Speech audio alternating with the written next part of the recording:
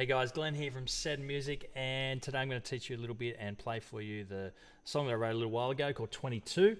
I'm just going to play through it first and teach you a little bit about it afterwards, give you some tips, stuff like that. You can get it at Seddon Music, the notation for that, for seddonmusic.net or Ready Set Piano, and we're going to get stuck into it.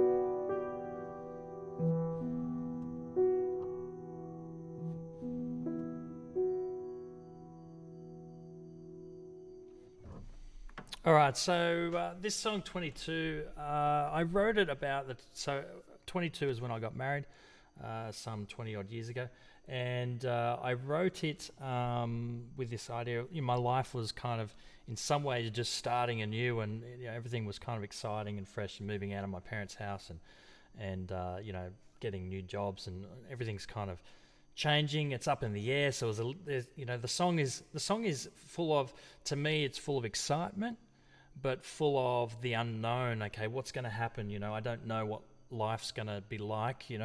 As we move forward. But generally, there's kind of it's a beautiful piece of music that is full of hope and good things ahead.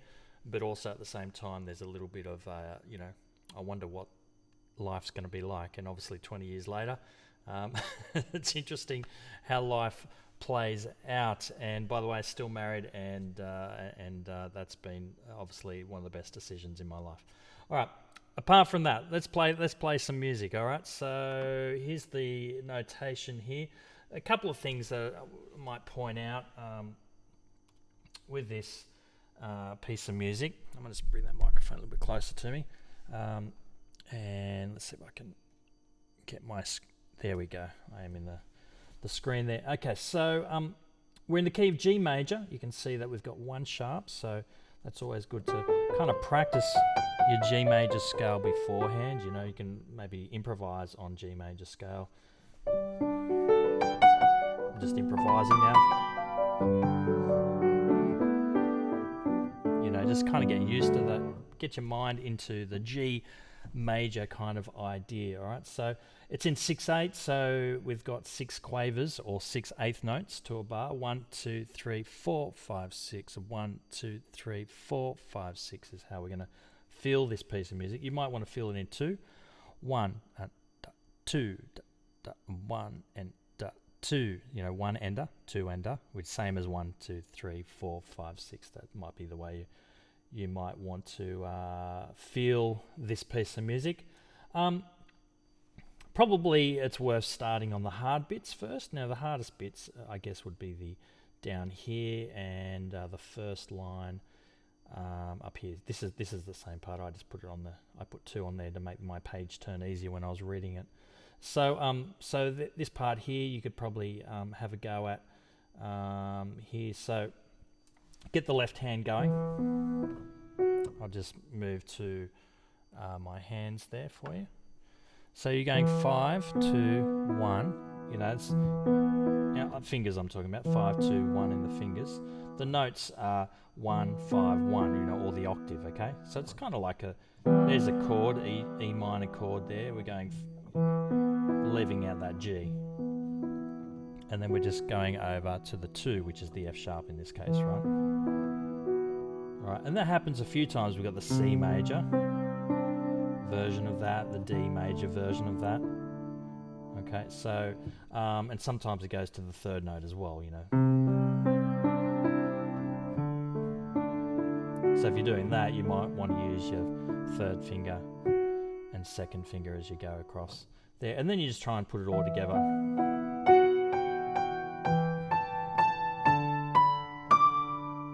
All right, so finger wise you can kind of change on the different notes, but you kind of want to have that 1 and 2 or 1, 2, 3 and 4, 5, 6. It's a little bit unusual in where the notes change. They don't change on the beat, but you still want to kind of accent that note, and that's where it kind of gets that accent, that F sharp, and then it moves to the G, right? So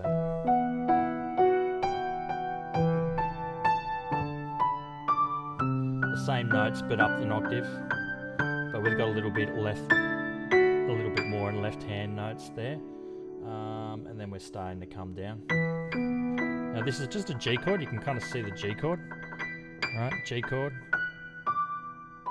All right. So hopefully that's helpful there for you. Just a couple of little things that might be worth noting. Sometimes I play in this section here a little grace note here. I've got like a little A B there. It's not written, but I've done that there anyway. Use lots of pedal through there. Obviously you're listening and trying to work out when to change that pedal. If it sounds if there's too many notes going on, take the pedal off and start again and put it back down again. Anything else that I think is worth sharing? Be experimental with this, guys. So think about when you're playing this piece of music, think about how you'd like to interpret it.